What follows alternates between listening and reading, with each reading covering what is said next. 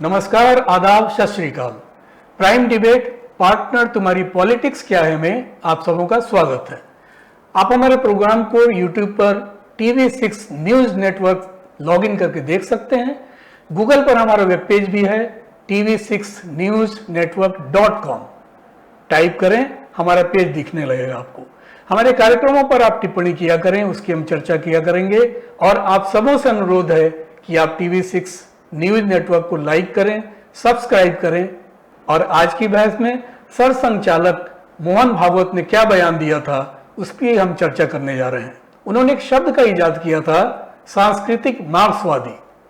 मंगलवार को उन्होंने नागपुर के रेशमी बाग मैदान में शस्त्र पूजा के दौरान कहा कि सांस्कृतिक मार्क्सवादी समाज में कलह पैदा कर रहे हैं और गड़बड़ी पैदा कर रहे हैं, हिंसा पैदा कर रहे हैं।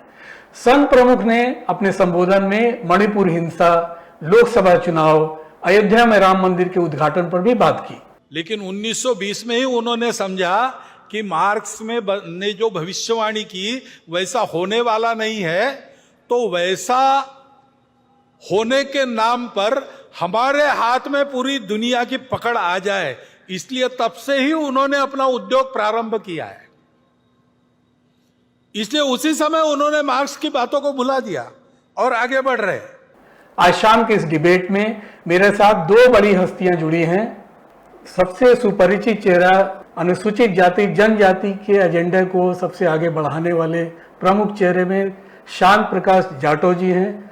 और हमारे दूसरे साथी हैं, वो हैं DK गिरी। प्रोफेसर DK गिरी JNU में कभी हमारे साथ थे और बाद में वहीं से PhD की, लंदन से भी दूसरी PhD की, यानी डबल PhD। और सामाजिक चेतना को जगाते रहते हैं, उनका NGO वगैरह भी है। तो DK गिरी साहब और शांत प्रकाश जाटव जी, तो सबसे पहले शांत प्रकाश जाटव जी से हम सवाल पूछेंगे, लेकिन उसके पहले एक विषय को हम स्पष्ट कर देना चाहते हैं और उसके बैकग्राउंड को भी स्पष्ट कर देना चाहते हैं कि हुआ क्या है। थोड़ा समय पहले, यानी 20 तारीख को ही एक आदेश हुआ था केरल में। 20 अक्टूबर को एक सर्कुलर जारी किया था। त्रावणकोर देवास्वम बोर्ड है, उसने एक नया सर्कुलर जारी करके एक आदेश दिया था कि आप संघ के जो लोग हैं वो वहाँ पर किसी तरह का शाखा वाली गतिविधि या पोस्टर या हथियार प्रशिक्षण, इस तरह की किसी भी चीज़ को मंदिर परिसर में, जो देवस्थानम से जुड़ा हुआ मंदिर परिसर है, वहाँ पर वो सब चीज़ों का इस्तेमाल नहीं करेंगे। कोई शाखा नहीं लगनी चाहिए। और इसके पीछे वो उच्च न्यायालय का, केरल उच्च न्यायालय का निर्देश था, जिसको उन्होंने उसके हवाले से कहा था कि कोई भी गड़बड़ी होती है, कोई उसका आदेश का उल्लंघन करता है, तो हम उसे कोर्ट, कंटेम्प्ट ऑफ कोर्ट मानेंगे। तो इन चीज़ों को लेके एक बैकग्राउंड था, जिस बैकग्राउंड से कहीं ना कहीं संघ प्रमुख मोहन भागवत नाराज थे। और वो अवसर था, कल वो अवसर था जब शस्त्र पूजा के दौरान उन्होंने साफ साफ माकपा के पे ही हमला किया, क्योंकि आप सब जानते हैं केरल में सरकार किसकी है, और माकपा को निशाने पे लेते हुए और सीधा सीधा मार्क्सवादी सांस्कृतिक विंग जो है उस पर वो निशाने में लिया और कहा कि मणिपुर में जो हिंसा हुई, देश में जो कलह का वातावरण है, उसके पीछे कहीं ना कहीं यही लोग हैं, यही लोग हिंसा करा रहे हैं। तो शांत प्रकाश जाटव जी से मैं सुनना चाहता हूं कि वो क्या, उनका क्या रुख है, कितना इत्तेफाक रखते हैं इन चीजों से। जी शांत प्रकाश जाटव जी। देखिए, जिस तरीके से केरल में जो आदेश आया, वो मैं समझता हूं कि वो ठीक है, कोर्ट का आदेश है तो उसको अपील है, सब चीजें उसमें जाया जा सकता है। मगर इनफैक्ट क्या है कि इस प्रकार की रोक जो है, शाखा नहीं लगना, शाखाएं जो है वो कहीं भी किसी तरीके की समाज में अराजकता नहीं फैलाती, बल्कि राष्ट्रवादी एकता को ही बल और मजबूती देने का काम करती है। मैं शाखाओं से वर्षों से जुड़ा हुआ हूं, तो वहां पर कहीं इस प्रकार की कहीं गतिविधियां नहीं हैं जो किसी भी सूरत में समाज में विभेद पैदा करती है। और मैं तो तमाम ऐसी मेरे साथ में शाखा पर लोग रहे जो मुस्लिम भी हैं, अन्य समाज के, अन्य धर्म के लोग भी हैं, और सब एकता के साथ में जो है राष्ट्रवादी विचारधारा को फैलाने का काम करते हैं।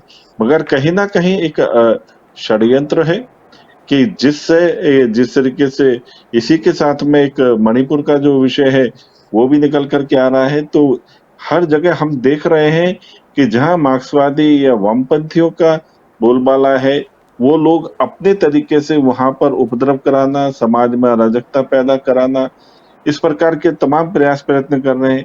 मणिपुर जो है कुकी और मैतेई समूह का एक मिला-जुला बहुत पुराना वर्षों से जो है ना वहाँ पे वो स्टेट है और सब मिलकर के रह रहे हैं, मगर वहाँ स्थितियाँ ऐसी हो गई कि जहाँ मिलकर के रह रहे हैं, वहाँ पे अराजकता ने अपना स्थान बना लिया। और जब हमारे स्वयंसेवक वहाँ जब काम कर रहे हैं, उसमें हम आपस में एक-दूसरे के साथ में जो कहीं भी मतभेद हैं, उनको खत्म करना, मनभेद ना हो, किसी भी सूरत में इस भाव के साथ में वहाँ काम कर रहे हैं। मगर उसके बावजूद कुछ न कुछ शक्तियाँ जो बाहरी हैं, वो उसमें अपना ज़हर घोलने का काम कर रही हैं। वहाँ के लोगों को लड़ने की फुर्सत नहीं, काम-काज से और आपसी सद्भाव से रहने का जो है वो स्टेट था। मगर आज वहाँ पर जिस तरीके से वामपंथियों ने वहाँ पर अपना काम करना शुरू किया है, बाहरी शक्तियाँ जिस तरीके से वहाँ फंडिंग भी कर रही हैं, ऐसी चीज़ें नज़र भी आ रही हैं और वो जाँच में कोई कई चीज़ें स्पष्ट हो भी रही हैं। मैं समझता हूँ कि वो जब चीज़ें स्पष्ट हो जाएँगी तो जो लोग इसमें सीधे तौर पर जुड़े हुए हैं, उनके ऊपर भी अंकुश लग पाएगा। मगर आज ज़रूरत जो है आपसी सद्भाव और सुविचार के साथ में जो है देश के अंदर जो वामपंथी ताकतें हैं, उनसे लड़ने की है। प्रोफेसर डीके गिरी हैं स्क्रीन पर, तो आप क्या कहना चाहेंगे इस विषय पे? क्या कोई जिम्मेदारी सरकार की नहीं होनी चाहिए? क्या कोई जिम्मेदारी उन लोगों की, शासन की, या जो लोग वहाँ पर पैरामिलिट्री फोर्स है, कई तरह के लोग वहाँ पर, अब तक कुछ नहीं हो पाया, तो केवल मार्क्सवादियों को कहना कि वही सब उपद्रव की जड़ हैं, कहाँ तक उचित है? आप कहाँ तक ठीक मानते हैं? का सवाल है उसमें अभी तक तो ये पता नहीं चला कि कोई बाहरी ताकत नहीं को आके, ये एक आक्षेप है और एक इशारा है, लेकिन इसका कोई तथ्य नहीं अभी तक मिला। और दूसरी बात, ये आपस की लड़ाई है। ये माइती लोग जो रिजर्वेशन के लिए उन्होंने अप्लाई किया और रिजर्वेशन के खिलाफ कुकी लोग विरोध किए, और भी लोग कहते हैं कुकी जहाँ पहाड़ियों में रहते हैं उसके अंदर माइंस है, तो उसको वहां से हंसिए बना के बाहर निकाल के वो माइंस का जो खनिज संपत्ति है उसको ये किया जाए, इस तरह का सुनने को मिल रहा है। लेकिन मार्क्सिस्ट लोग वहां पे जाके कुछ किए, उसका तो अभी तक कोई तथ्य सामने नहीं आया। दूसरी बात, जैसे आपने शुरू किया था मोहन भागवत जी का कहना कि ये लोग कल्चरल मार्क्सिस्ट है, ये तो एक ये पद का ही एक जिसको कहते हैं कॉन्ट्रडिक्शन इन टर्म्स, व्यतिक्रम है, क्योंकि मार्क्स खुद कल्चर के खिलाफ थे। उन्होंने religion is the opium of the people कहा था, और वो तो सिर्फ उनका आधार इकोनॉमी था और व्यवस्था था, और वो कल्चर के खिलाफ थे, इसलिए मार्क्स फेल हो गए। तो मोहन भागवत जी बहुत गणमान्य व्यक्ति है, आरएसएस को चलाते हैं, सामान्य व्यक्ति हैं, थोड़ा मार्क्सिज्म को देखना चाहिए, उनका एडवाइजर्स को पूछना चाहिए। कार्ल मार्क्स पूरा कल्चर के खिलाफ थे, उनको कल्चरल मार्क्सिस्ट कहना ये पद का और संज्ञा का ही व्यतिक्रम है। और मणिपुर में अगर प्रोफेसर जाटव जी के पास कोई तथ्य है कि मार्क्सिस्ट लोग, वामपंथी लोग वहां पे शारिक थे, उन्होंने उसका है, तो उसको सामने लाए। मैं जितना रिपोर्ट मैंने देखा, 4-5 रिपोर्ट मैंने पढ़ा है, उसमें कहीं मार्क्सिस्ट का तो जिक्र नहीं है। देखिए, ये नैरेटिव होता है हर व्यक्ति का। अब मार्क्सवाद को कितना पढ़े मोहन भागवत जी, कितना उसका अध्ययन किया है, क्योंकि वो मूलतः पशु चिकित्सक रहे हैं, और संघ से, चूंकि शुरू से ही संघ, उनकी जड़ें संघ और उनके डीएनए में संघ रहा है, सांस्कृतिक विचारधारा के लोग हैं संघ वाले भी। जहाँ तक मुझे लगता है कभी ये नहीं कहते कि हम गैर सांस्कृतिक हैं, राजनीतिक हैं। संघ का एक ही चीज़ वो कहना होता है कि हम सांस्कृतिक संस्था हैं, हमारा सब कुछ है, लेकिन वो दिशा उसकी राजनीति में जुड़ जाती है। और संघ ने खासकर मणिपुर और पूर्वोत्तर में काफ़ी लंबा काम किया है, अभी भी उनकी जड़ें जो हैं फैल रही हैं, विस्तार ले रही हैं। तो वो कहीं भी इस मामले में एक सबसे बड़ी बात यह है कि कहाँ से वो लोग ये नैरेटिव गढ़ रहे हैं, जब एक ताकतवर गृह मंत्री इस देश का, अमित शाह जैसा सर्वाधिक शक्तिशाली गृह मंत्री इस देश में, और डबल इंजन की सरकार मणिपुर में, वहाँ भी 3 महीने से सब चीज़ें चल रही हैं लगातार।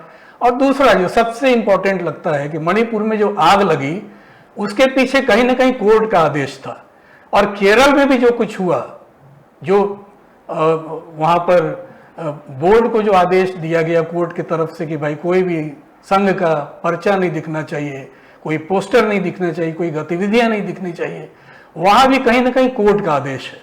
तो कोर्ट उधर भी है, कोर्ट इधर भी है, दक्षिण में भी कोर्ट है और पूर्वोत्तर में भी कोर्ट है, और बीच में राजनीतिक विचारधारा के लोग हैं, दल हैं। तो आप उसे किस दृष्टि से देखते हैं प्रोफेसर गिरी? अब कोर्ट तो निरपेक्ष है। कोर्ट को हम लोग सब मानते हैं, बीजेपी आरएसएस वाले भी मानते हैं, मानना भी चाहिए। और कोर्ट को हम अवमानना करें तो लोकतंत्र का खात्मा हो जाएगा। तो सब पार्टी मानते हैं कोर्ट को, आर्मी को, और कुछ चीजें ऐसा है कि नेशनल है। तो कोर्ट का आदेश को तो मानना चाहिए। कोर्ट का आदेश खिलाफ अगर कोई काम करे तो ये गैरकानूनी होगा और गैर लोकतांत्रिक काम होगा। ये तो लोकतंत्र, कोर्ट अगर लोकतंत्र भी खत्म हो जाएगा। अब बाकी तो जैसे आपने कहा सही, कोर्ट का आदेश से ही ये आग लगी है। कोर्ट का जो आदेश से नहीं, कोर्ट का आदेश को संदर्भ में आग, झगड़ा अंदरूनी था, तो बाहरी तक तो मुझे नहीं दिखते हैं। और जैसे डबल इंजन आपने कहा, वो मुख्यमंत्री जी इसको ठीक से नियंत्रण कर सकते थे, लेकिन उनका सूझबूझ नहीं रहा, और ये इसीलिए बहुत दर्दनाक और दुख भरी कहानी सुनने को मिला। अगर सही समय पे एक्शन लिए होते तो ये नहीं होता है। मुझे याद है चंद्रशेखर जी का एक छोटा सा माइनॉरिटी सरकार था, लेकिन जब राजीव गांधी जी का हत्या हुआ, कोई तमिल का कोई हत्या नहीं। अगर राजनीतिक शक्ति और विल पावर हो तो होना नहीं चाहिए, लेकिन ये मणिपुर में ये हुआ, कारण ये इनका निष्क्रियता जो है मुख्यमंत्री जी का, उससे ये हुआ। और बाकी जो प्रोफेसर जाटव करे, मैं आरएसएस का निष्ठा और उनका प्रतिबद्धता और उनका कुर्बानी का मैं बड़ा सम्मान करता हूँ। उनसे सहमत ना हूँ बेशक आइडियोलॉजिकली, लेकिन उनका जो काम करने का तरीका और चरित्र से मैं काफी प्रभावित हूँ। लेकिन उनका राजनीतिक दिशा से और जिससे दर्शन से मैं बिल्कुल सहमत नहीं हूँ। लेकिन मोहन भागवत जी को ये कहना कि ये लोग कल्चरल मार्क्सिस्ट है, मुझे थोड़ा सा ये असमझ लगा। As a student of Marxism, मैं मार्क्सिज्म को पढ़ा हुआ और जेएनयू में हम लोग रहे हैं, हम दोनों मार्क्सिज्म को बड़ा नजदीक से देखा है हम लोगों ने। तो ये कल्चर के बहुत दूर दूर है, और आरएसएस बड़ा कल्चरल ऑर्गेनाइजेशन है ना, ये स्ट्रॉन्गली कल्चरल ऑर्गेनाइजेशन है, और मार्क्स कल्चरल नहीं थे। तो इसीलिए ये नैरेटिव को मैं थोड़ा सा पिंच ऑफ सॉल्ट से लेता हूँ पुष्पेंद्र जी। श्याम प्रकाश जाटव जी, एक दूसरी बात यह है कि कल्चर को आप चुनाव में बदल दें तो कोई दिक्कत वाली बात नहीं है। जैसे मोहन भागवत जी ने कहा, कल वाले बयान को ही मैं कोट कर रहा हूं, उन्होंने कहा कि अयोध्या में भगवान राम 22 जनवरी 2024 को मंदिर में प्रवेश करेंगे, है ना, और गर्भगृह में रामलला का अभिषेक किया जाएगा। उद्घाटन के दिन वहां हर किसी का पहुंच पाना संभव नहीं हो पाएगा, इसलिए जो जहां है वहीं के राम मंदिर से का कार्यक्रम आयोजित करें। तो क्या इस राम मंदिर की टाइमिंग जो है उसको कहीं ना कहीं जोड़ने की चेष्टा की गई है चुनाव से, जो खासकर लोकसभा चुनाव जो सबसे बड़ा हमें कहना चाहिए कि पर्व है, उसमें रामलला का क्या योगदान होगा, रामलला का नैरेटिव कैसे संघ की तरफ से भारतीय जनता पार्टी गढ़ने की कोशिश करेगी, इस प्रश्न का उत्तर आपसे चाहते हैं। देखिए, सबसे पहले जो मोहन भागवत जी ने बात कही, पूरे देश के जो राम भक्तों को, कि वो उनकी जो आराधना है वो वहां पहुंच करके नहीं, बल्कि अपने क्षेत्र के मंदिरों में रह करके और उस पर्व को या उस वो जो समय है उसको मनाएं।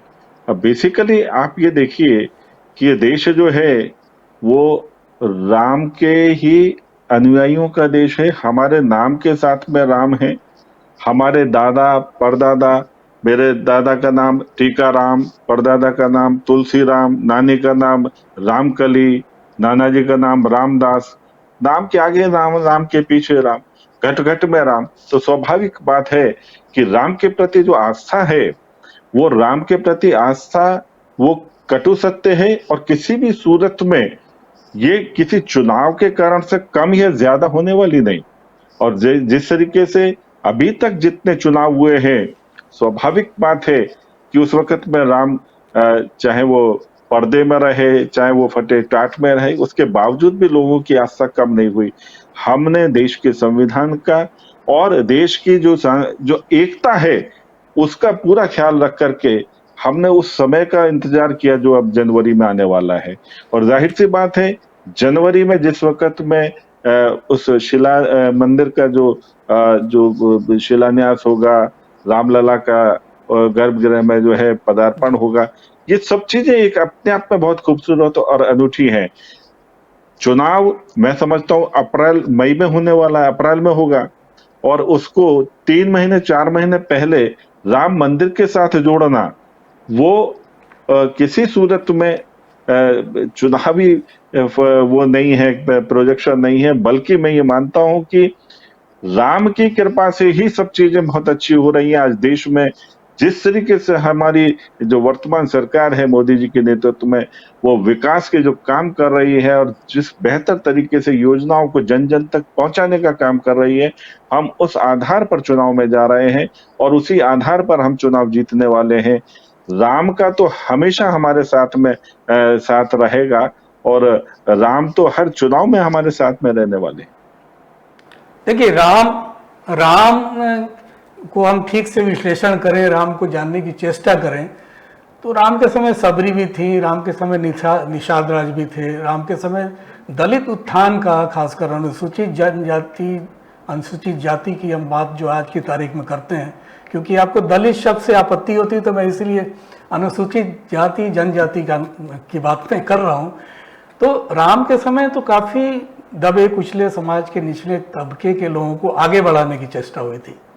अब मेरा प्रश्न ये है कि राष्ट्रीय स्वयंसेवक संघ, जिसके प्रमुख सरसंघ चालक मोहन भागवत जी हैं, तो उनके संघ की जो श्रृंखला है उसमें कोई दलित शीर्ष पद पे क्यों नहीं है? कोई दलित सरसंघ चालक इस देश में आज तक क्यों नहीं हुआ? ये प्रश्न आपसे बहुत दिन से पूछने की इच्छा थी, आज एक अवसर आया तो मैं पूछ रहा हूँ इस प्रश्न को। देखिए, ये शायद हमारी कई बार इस संदर्भ में मैसेंजर पर थोड़ा बहुत बातचीत हुई है, मगर मैं फैक्ट बताऊं, जो जिस शब्द का आप इस्तेमाल कर रहे हैं, बेसिकली आप अनुसूचित जाति के किसी स्वयंसेवक को देखना चाह रहे हैं कि वो स्वयंसेवक उसमें ऑर्गेनाइजेशन में किसी स्तर पर हैं या नहीं। किसी स्तर तो नहीं, वो हैं वहां जहां मोहन भागवत जी ठीक है। देखिए, बेसिकली वहां पर पहुंचना कोई मुश्किल काम नहीं है। जो लोग पीछे हैं वो लोग जरूर आगे आएंगे, और ये जो ऑर्गेनाइजेशन है वो किसी जाति के कारण से नहीं, बल्कि राष्ट्रवादी निष्ठा के साथ में चलने वाले कार्यकर्ताओं की ऑर्गेनाइजेशन है। और यहाँ हमारे साथ में तमाम ऐसे पदाधिकारियों को मैं जानता हूं जो अनुसूचित जाति के साथ ताल्लुक रखते हैं, जो संघ में प्रमुख ओहदों पर भी हैं।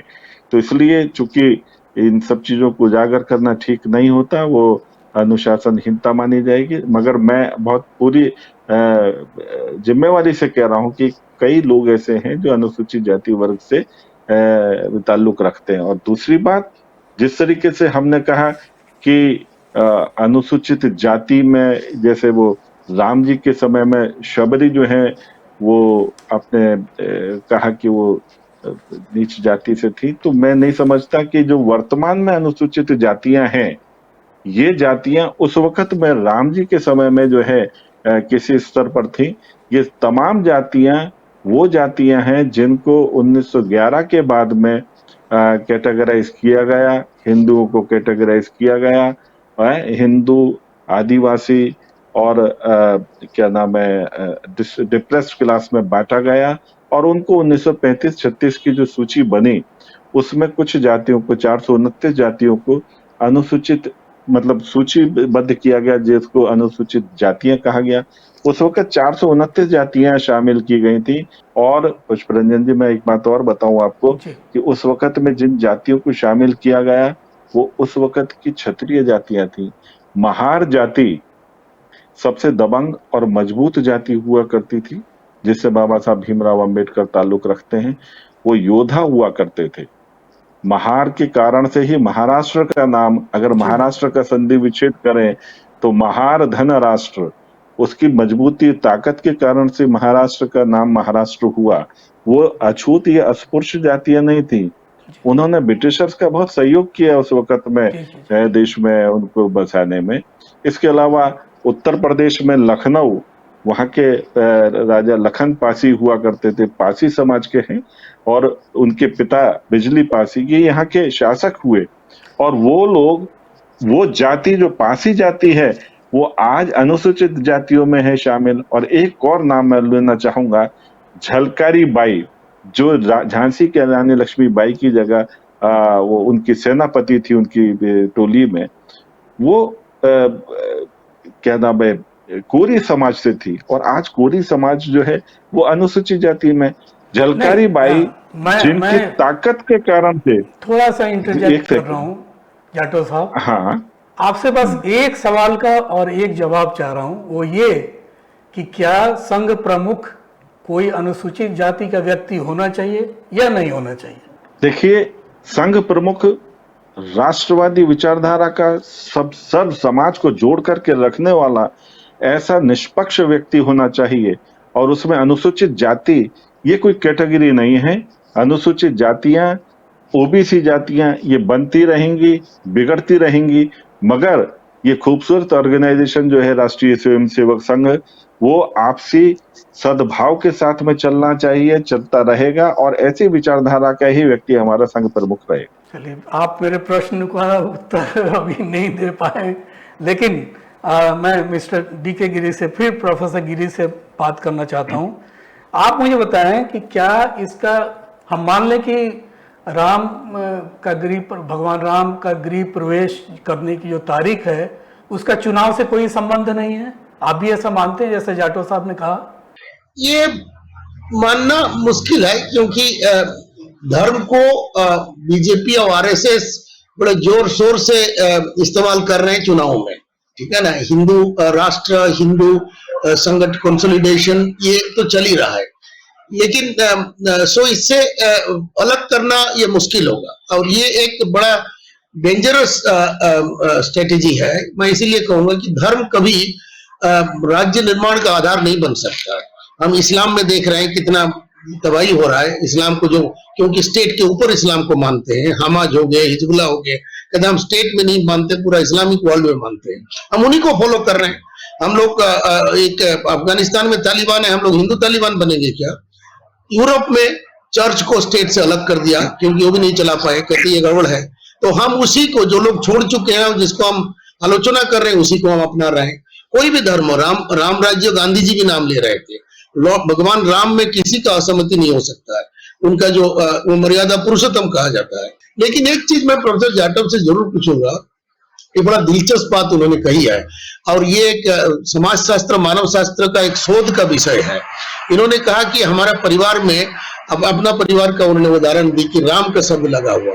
ये हम भी देखते हैं अनुसूचित जाति में राम का शब्द लोग लगाते हैं, चाहे रामविलास पासवान हुए, रामधन हुए, कांसीराम हुए, और पुष्पराज जो मित्र थे, रामराज, आजकल उदित राज हो गए, वो भी उनके नाम पे राम लगा हुआ है ना। ये क्यों लगा हुआ है ये नहीं मालूम, ठीक है ना, मुझे तो नहीं मालूम। एक दूसरी बात, अगर वो राम का अनुयायी हैं और भगवान राम का प्रियोजों में थे, तब ये लोगों को किनारे क्यों किया गया? जैसे आपका प्रश्न आपने पूछा, बहुत जटिल प्रश्न था, ये प्रोफेसर जाटव इसका जवाब नहीं दे पाएंगे। मैं उनसे पूरा सहमत हूँ कि अनुसूचित जाति का व्यक्ति कभी संघ का नेता बन सकता है क्या? उन्होंने प्रोफेसर घुमा के दे दिया, लेकिन ये आसान नहीं है। जैसे एक विशेष जाति के लोग लीडरशिप ले लिया। अब भगवान कृष्ण का देख लीजिए, वो थे यादव, लेकिन आप प्रोफेसर जाटव, आप यादव का ही पूजा कर सकते, बिना ब्राह्मणों में यादव के घर में भी शादी नहीं होगा। जबकि भगवान कृष्ण को भी उन्होंने अपना लिया, जबकि वो यादव थे, खुद कहते थे मैं यादव हूँ। मैं मानता हूँ कि राम क्षत्रिय कहते थे, लेकिन आप ही का थे, आप जितने सब राम का नाम जोड़ रहे हैं, लेकिन आप मंदिर में पुरोहित नहीं बन सकते। तो ये तो खैर व्यवस्था बिगड़ गया, इसीलिए जैसे भी बिगड़ा हो उसमें मैं आलोचना नहीं करना चाह रहा हूँ। जी, मैं कह रहा हूँ कि संघ को इस सामाजिक विकृतियों को ठीक करने के लिए आगे आना चाहिए। आगे आना चाहिए, वो लोग करते भी हैं, लेकिन इसको राजनीति में ले आए और हिंदू और बनाम बाकी कर दें, तब ये बड़ा गड़बड़ है। ये अफगानिस्तान और पाकिस्तान को फॉलो करने वाली बात है। भारत को दुनिया देखता है कि ये इसका संस्कृति बढ़िया है, जाति बहुल देश है, धर्म बहुल देश है और इसमें विविधता है, ये लोकतंत्र है, उसी को ही हम हमला कर रहे हैं, है ना। हम लोग एक ही धर्म को, एक ही जाति को राष्ट्रवाद से जोड़ से जाटो। राष्ट्रवाद का अर्थ नहीं कि हिंदूवाद। राष्ट्र में 200 मिलियन मुस्लिम्स हैं, 30 मिलियन क्रिश्चियंस हैं, बाकी धर्म के भी लोग हैं। लोकतंत्र की एक ही व्यक्ति का भी मानवाधिकार को पूरा होना चाहिए। जैन कहाँ जाएंगे, पारसी कहाँ जाएंगे, बहाईस कहाँ जाएंगे, हम हिंदू राष्ट्र कहते फिरेंगे। तो ये तो हम लोगों का संस्कृति के खिलाफ हो रहा है। सनातन धर्म में मानता हूं, तो इसीलिए हमें उसके ऊपर भी एक आत्मलोकन करना चाहिए, इंट्रोस्पेक्शन करना चाहिए, ठीक है ना। धर्म बहुत अच्छी चीज है, राम राज्य से बेहतर गांधी जी भी कहते थे राम राज्य, लेकिन हम राम राज्य तो हम कोशिश नहीं सकते ना। क्रिश्चियन तो नहीं मानते राम को, उनको जबरदस्ती थोपेंगे उनको ऊपर, ठीक है ना। ये है, एक व्यक्ति भी नहीं मानता, उसका धर्म को, उसको विश्वास को मानना चाहिए, ठीक है ना। हम जो है ना राष्ट्रवाद को हम हिंदूवाद से जोड़ रहे हैं, वो गलत है, ठीक है ना। एक अच्छी चीज उनके पूरे भाषण में, देखिए हर चीज को नेगेटिव सोचना भी ठीक बात नहीं होती है। उन्होंने चंद्रयान मिशन था या एशियन गेम्स, दोनों के लिए देश को बधाई दी, खिलाड़ियों के पार्टिसिपेशन को लेकर भी उन्होंने उसकी प्रशंसा की। तो एक अच्छी बात है कि संघ प्रमुख इन विषयों को भी छूते हैं, उस पर अपनी संवेदना व्यक्त करते हैं, अपने उत्साहवर्धन करते हैं। मगर एक एक प्रश्न आप दोनों से मैं ये जरूर पूछना चाहूंगा कि जिस विषय को उन्होंने उठाया कि मार्क्सवादी जो है वही सारा फितने की जड़ है, तो उस चीज को क्या आप उससे सहमत हैं? अगर हैं तो पहला प्रश्न श्याम प्रकाश जाटव जी से मैं पूछना चाहूंगा, अंतिम प्रश्न, कि अब तक इतने सशक्त सरकार है, डबल इंजन की सरकार है, तो मार्क्सवादी तो आप बहुत कम रह गए, मुट्ठी भर रह गए आप लोगों की नजर में। वो मुट्ठी भर इतने बड़े ताकतवर शासन को चुनौती दे रहा है। नॉर्थ ईस्ट इससे बिल्कुल डिस्टर्ब है, कहीं ना कहीं ठीक से चुनाव भी हम अगल बगल के राज्यों में नहीं करा पा रहे हैं, और उसकी वजह से ही आप ध्यान दीजिएगा कि कहीं ना कहीं जो नॉर्थ ईस्ट की एक ही स्टेट है जो इस समय चुनाव हो रहा है, और मुख्यमंत्री जोरामथंगा ने देश के प्रधानमंत्री के साथ मंच शेयर करने से मना कर दिया कि मोदी जी के साथ मैं मंच शेयर नहीं करूंगा, क्योंकि चर्चों का नुकसान किया गया है और ये हमारी राजनीति को खराब कर रही है कहीं ना कहीं से। तो आप क्या कहना चाहेंगे इन चीजों को लेकर? देखिए, जो परिस्थितियां हैं पिछले 9-10 वर्ष, 9.5 वर्षों में, जो भारत में जो हालात हैं, वो जिस तरीके से बिगाड़ पर थे, जिस तरीके से हमने कश्मीर की स्थिति को देखा, कश्मीर के बारे में एक ही बात कही जाती थी कि किसी सूरत में वहां पे स्थितियां नहीं बदल सकती, मगर हमने उन स्थितियों को बदलते हुए देखा भी, और आज वहां पर पहले से बहुत बेहतर माहौल है। वहां का आवाम भी जो है बिल्कुल अपने जो हालात थे उससे मुक्त होकर के आज वो प्रगति की ओर चल रहा है। ठीक उसी तरीके से नॉर्थ ईस्ट के भी कुछ स्टेट ऐसे थे जहां पर कुछ ताकतें जो है, वामपंथी ताकतों का मतलब ये है कि सीधा सीधा जो विदेशों से पोषित जो ताकतें हैं और हमारे देश में अशांति का माहौल बनाना चाहती हैं, मेरा मकसद उससे है, उसमें लेनिन या मार्क्स या जो भी कुछ है, जो ताकतें हैं वो काम कर रही हैं।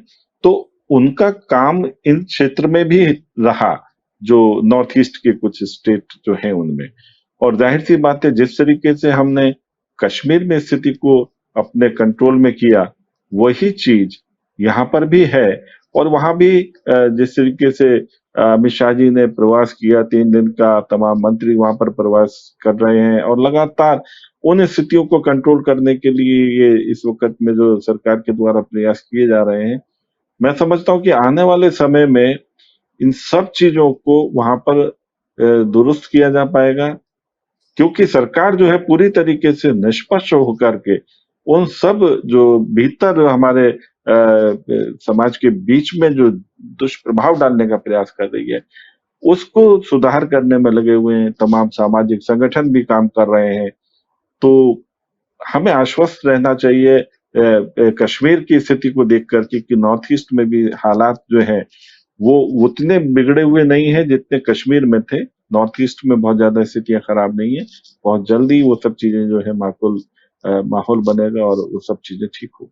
प्रोफेसर गिरी, वही अंतिम सवाल मैं दोहरा रहा हूं कि ऐसी क्या परिस्थितियां हुई कि मणिपुर की राजनीतिक जो तपिश है वो भी मिजोरम में देखने को मिली और वहां के मुख्यमंत्री जोरामथांगा ने मोदी जी के साथ मंच साझा करने से मना कर दिया। एक सवाल। दूसरा कि क्यों आखिर इंटेलिजेंस फेल्योर, सरकार का सिस्टम फेल्योर, पैरामिलिट्री फेल्योर और सारा दोष आप मार्क्सवादियों पर डाल रहे हैं, आखिर क्यों? दोनों प्रश्न का उत्तर आपसे चाहिए। प्रोफेसर जाटव, आपको मैं ये कहना चाहूंगा, मैं या पुष्परंजन जो हम लोग साथ पढ़े हैं, हम दोनों मार्क्सिस्ट नहीं है, लेकिन अब मार्क्सिस्ट का जो गढ़ है जिसका आप लोग मानते हैं जेएनयू, हम जेएनयू में रहे हैं, लेकिन परंतु मार्क्सिस्ट को जो आप ये कर रहे हैं, बल्कि उनका प्रभाव को इनको आलोचना करके उनको मार्क्सिस्ट ने किया करके उनका प्रभाव को आप बढ़ा रहे हैं। मार्क्सिस्ट कहीं भी नहीं है, ठीक है ना। केरल में बचे हुए हैं, त्रिपुरा से निश्चिन्त हो गए, बंगाल में से हट गए, तो मार्क्सिस्ट का तो कोई इन्फ्लुएंस है ही नहीं, इसलिए ये बहाना थोड़ा कमजोर होगा, ठीक है ना। दूसरी ये है कि मणिपुर में जो हुआ, हाँ कश्मीर में जो हुआ, प्रोफेसर जाटव मैं समर्थन करूंगा, बीजेपी ने काफी संभाला है। मैं उसको जो कश्मीर का यूनियन टेरिटरी बनाया उसका खंडन भी किया 3 भाग में, उसका मैंने भी समर्थन किया है। अब कश्मीर में चीजें काबू में आया है, लेकिन मणिपुर में उसका जस्ट उल्टा हुआ जी। मणिपुर में जो बड़ा दर्दनाक हमको दृश्य देखने को मिला, ये अवॉइड किया जा सकता था। तो ये, लेकिन आपका जो सरकार मणिपुर में एक इंजन आपका फेल हो गया, और मैं दूसरा इंजन का तो नहीं कहूंगा, डबल इंजन में एक इंजन पूरा फेल हो गया, इसी का कारण है। बाकी जो पुष्परंजन जी कह रहे हैं, मिजोरम में चीफ मिनिस्टर जी प्रधानमंत्री जी के साथ स्टेज में बैठने का उन्होंने मना किया, बड़ा दुखद स्थिति है, क्योंकि चीफ मिनिस्टर और देश के प्रधानमंत्री प्रोटोकॉल के हिसाब से किसी भी पार्टी में आप हो, प्रधानमंत्री हमारा प्रधानमंत्री है, सब कहें जी, तो वो चीफ मिनिस्टर किसी कारण से मना किया, तो काफी उनके लोगों का उनको बहुत दर्द काफी गहरा लगा होगा, चर्च का जो टूट जाना। तो इसीलिए वो कहे कि मैं अगर बैठूंगा प्रधानमंत्री जी के साथ, बीजेपी के साथ, तो मेरा ये वोट भी चला जाएगा और मेरे लोग मुझे क्या कहेंगे। तो ये स्थिति नहीं आना चाहिए था कि किसी का भी मंदिर या मस्जिद या गिरजाघर किसी को ऊपर हमला करना, ये ना हिंदू धर्म सिखाता है ना हमारा परंपरा सिखाता है साहब, ये सब कोई करना नहीं चाहिए। इसीलिए, और जैसे मैंने कहा, आरएसएस को मैं प्रशंसा करता हूं, उनका निष्ठा को और त्याग को, लेकिन थोड़ा दर्शन, प्रोफेसर साहब आप जैसे लोग हैं, थोड़ा दर्शन को बदलिए, बाकी सबको लेके चले, हिंदूवाद और राष्ट्रवाद को ना जोड़े, और ऊपर जो अपर कास्ट है उनके साथ हिंदुइज्म को ना जोड़े। आप हैं, हम हैं, उस पर हम लोग सब हैं उसमें, ठीक है जी। इसके थोड़ा सा आप अंदरूनी थोड़ा सा मनन मंथन करिए, तो देश के लिए भी अच्छा होगा, मैं यही कहना चाहूँ। बहुत अच्छी बात कही प्रोफेसर डीके गिरी, बहुत बहुत धन्यवाद श्याम प्रकाश जाटव जी, प्रोफेसर डीके गिरी जी। और आप दर्शकों से एक अनुरोध है कि कम से कम आप लाइक करें, अपनी टिप्पणियां दें हमारे चैनल के लिए, उस टिप्पणियों को भी हम साथ साथ चलाएंगे, उस पर आपकी चर्चा करेंगे आपके बारे में। शुभ रात्रि, शब बखैर।